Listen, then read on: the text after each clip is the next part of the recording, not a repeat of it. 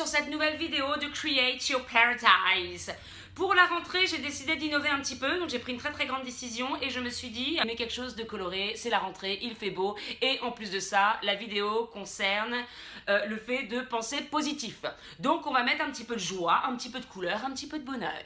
Voilà, donc je voulais parler de la pensée positive parce que d'une c'est la rentrée, mais aussi pour les gens qui pensent toujours négatif, comment faire pour se muscler le cerveau à penser positif.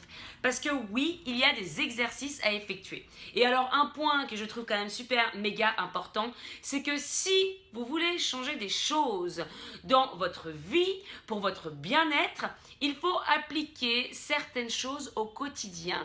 Rien ne se fait tout seul, tout ça c'est pas vrai. Si vous ne changez rien, rien ne changera. C'est quand même pas à moi de changer. Je suis un petit peu dure sur ce point, mais parce que je pense qu'il y a beaucoup de gens qui se contentent de lire ou de regarder des vidéos ou de participer à des conférences ou peu importe, mais qui ne mettent rien en pratique derrière.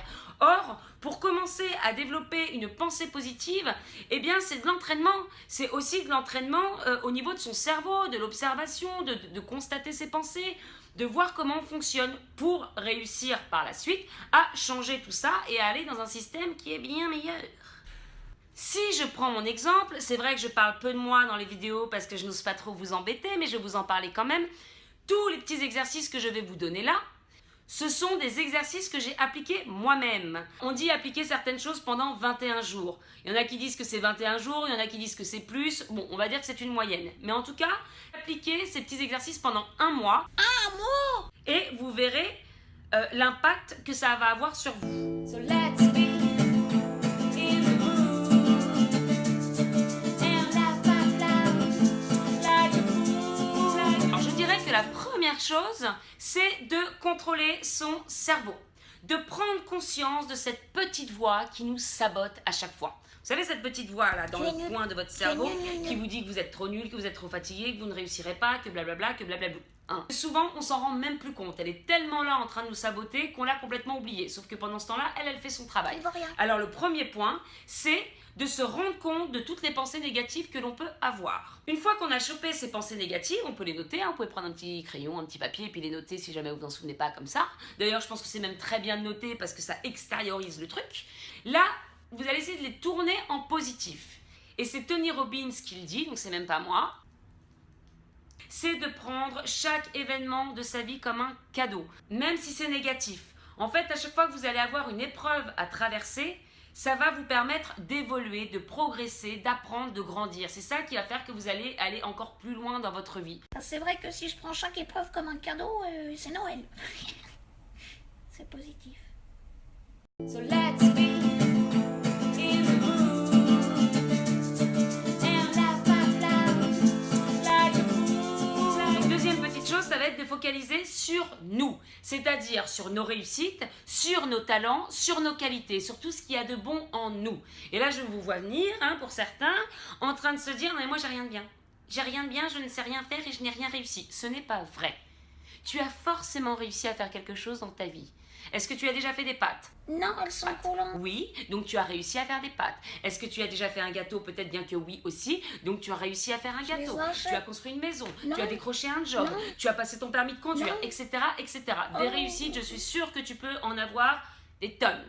Il suffit juste de s'en rappeler. Comme c'est dans la vie courante comme ça, on s'en rend même plus compte. Mais on a réussi des choses. Ensuite, ça va être de lister ses talents et ses dons.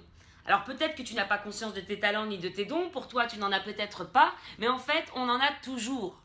Il suffit juste d'aller les chercher. En quoi vous êtes bon? Listez vos qualités. Vous êtes gentil, vous êtes attentionné. En fait, le but de cet exercice, c'est de ressortir tout le bon qu'il y a chez vous. Une réussite. Ah non, c'était pas moi ça.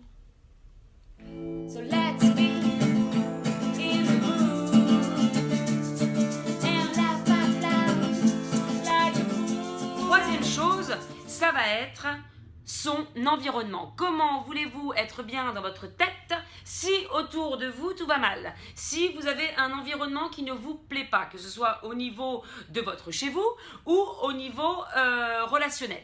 Si vous rentrez chez vous chaque soir et que vous vous sentez mal dans votre appartement, ou que c'est constamment le bordel, ou qu'il y a des bibelots de partout, après ça peut être votre passion, hein, les bibelots, hein, je donne juste des exemples, pas d'offense, rien du tout. Hein. Mais ce que je veux dire, c'est que si vous arrivez dans un appartement, vous n'aimez pas l'ambiance, vous n'aimez pas la déco, vous n'aimez pas là où vous êtes, vous ne pourrez pas être bien. Vous ne pourrez pas vous sentir bien chez vous. Et aussi au niveau relationnel. Si vous côtoyez des gens qui sont tout le temps négatifs, tout le temps pessimistes, qui ne croient pas en eux, qui ne croient pas en vous, eh bien, vous risquez de plonger avec. Il paraît qu'on ressemble aux 5 personnes que l'on côtoie le plus au quotidien. Donc, juste prenez conscience de qui vous avez autour de vous, analysez un petit peu ces personnes-là et demandez-vous si effectivement elles sont de bonne compagnie pour vous ou si elles sont plutôt néfastes. So let's be in the mood and laugh out loud like a fool. Alors, exercice qui est incroyablement puissant et que je conseille par-dessus tout, c'est chaque soir de faire une petite liste de tout ce qui a été bon dans sa journée. Vous dites que vous avez que des journées pourries? Non. Si. Il y a forcément des choses qui sont bien. Des petites choses que vous ne voyez même pas parce qu'elles sont simples. Mais ce n'est pas parce que c'est simple que ce n'est pas bien. Donc, quelque chose de bien, ça peut tout simplement être l'appel d'un ami. Ça peut être un café avec un collègue. Ça peut être un super bon dessert que vous avez mangé. Ça peut être quelqu'un qui vous a souri dans la rue.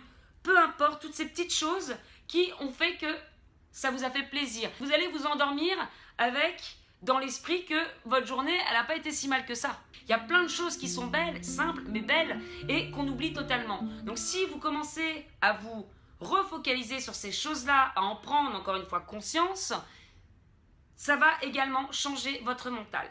Un melon. Voilà, c'est la fin de ma vidéo, à l'unisson. Je vous envoie plein de bonheur, plein de bisous et je vous dis à très bientôt.